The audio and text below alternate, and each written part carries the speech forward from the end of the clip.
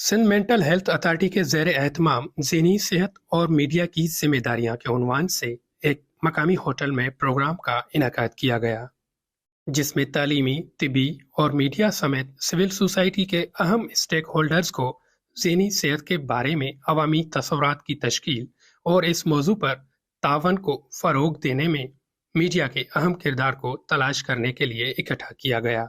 मेहमान खुसूसी सेनेटर ताज हैदर ने कहा कि सिंध मेंटल हेल्थ अथॉरिटी तारीफ के लायक है और ज़हनी इमराज की बुनियादी वजूहात की निशानदेही की अहमियत पर जोर दिया जाए।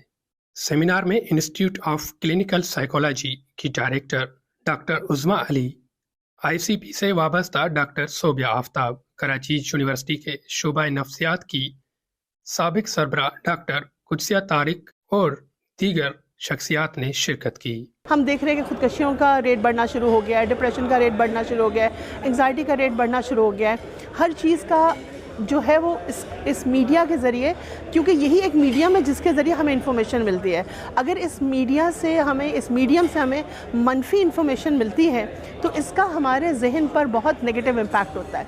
अच्छा, फिर यह है कि हमारे पास कुछ ऐसे प्लेटफॉर्म्स नहीं हैं जिन पर बैठ के बात की जा सके। जैसे आज हम बैठ के सब लोग, साइकियाट्रिस्ट, साइकोलॉजिस्ट, सोशल एक्टिविस्ट, सब लोग बैठ के एक प्लेटफॉर्म पे बात कर रहे थे। ऐसे प्लेटफॉर्म्स पे बातें इतनी ओपनली की नहीं जाती हैं, ठीक है। तो अगर कुछ ऐसे प्रोग्राम्स शुरू किए जाएं जिनमें ओपन डिस्कशंस हों और इन चीज़ों को एड्रेस किया जाए और सब खुले दिल से देखें। जैसे बीमारी का इलाज होता है जिस्मानी, एक बुखार भी होता है तो हमें इलाज करना पड़ता है, तो ऐसे ही जहन की भी बहुत सारी चीज़ें होती हैं, इसमें कोई मसला नहीं है।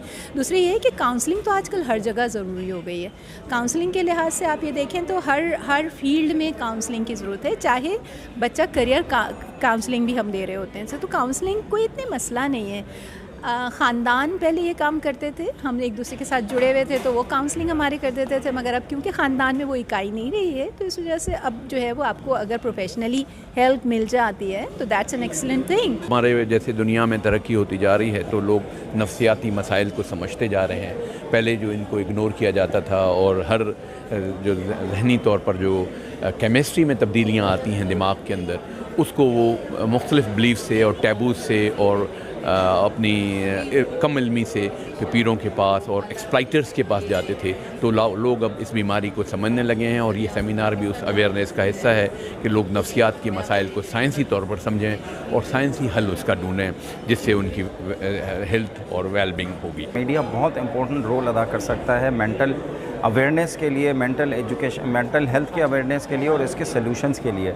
बहुत ही ज़्यादा जो है वो ज़रूरत है कि जो मीडिया के लोग हैं, जो ड्रामा राइटर्स हैं, लिखने वाले हैं, वो मेंटल हेल्थ प्रोफेशनल्स के साथ मिल के अगर अपने ड्रामे की राइटिंग करें तो बहुत सारे गलत जो तासुरात हैं मेंटल हेल्थ के हवाले से वो उसकी तस्हीह की जा सकती है और उसमें लोगों को अवेयर भी किया जा सकता है कि किस तरीके से इस तरह के मसाइल का हल जो है वो तलाश किया जाए। ये प्रोग्राम मुनक्किद करने वाले सिंध मेंटल हेल्थ अथॉरिटी के चेयरमैन डॉक्टर करीम ख्वाजा ने कहा कि ये मुल्क में इस मौजू पर पहला प्रोग्राम है जिसमें तमाम तर स्टेक होल्डर्स को इकट्ठा किया गया है कि वो अपनी राय पेश करे कि इस अहम मौजू को किस तरह मीडिया में उठाया जाए।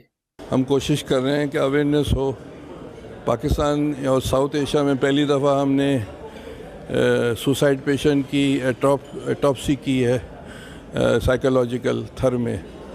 हमने ट्रेन किए हैं 29 ज़िलों में से 22 ज़िलों में डॉक्टर्स, हेल्थ डिपार्टमेंट के और पीपीएचआई के रेडियल वर्कर्स को, ये 4-6 बीमारियों के हवाले से जो मेंटल इलनेस के हवाले से है।